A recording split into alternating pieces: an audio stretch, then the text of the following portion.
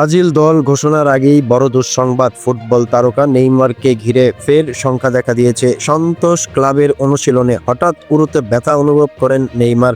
এর পর থেকে তিনি নিয়মিত অনুশীলন করতে পারেননি। এই খবর প্রকাশ করেছে ব্রাজিল গণমাধ্যম।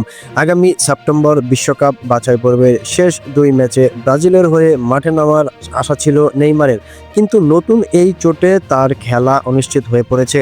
ব্রাজিল কোচ কার্লো অনচেলত্তি আজ ঘোষণা করেন দল। তার আগেই নেইমারের চোটের খবর ভক্তদের হতাশ করেছে। উল্লেখ্য, সর্বশেষ 2023 সালের অক্টোবরের জাতীয় দলের হয়ে খেলছিলেন নেইমার উরুগুয়ের বিপক্ষে। সেই ম্যাচেই মারাত্মক চোট পান তিনি। এরপর বহুবার ডাক পেলেও ফিটনেস সমস্যার কারণে জাতীয় দলে ফেরা হয়নি তার।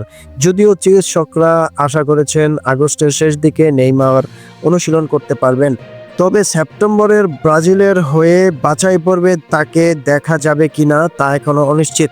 2 বছরের দীর্ঘ অপেক্ষার পর ভক্তদের জন্য নেইমারের জাতীয় দলে ফেরাটা আবারও অনিশ্চয়তার মুখে।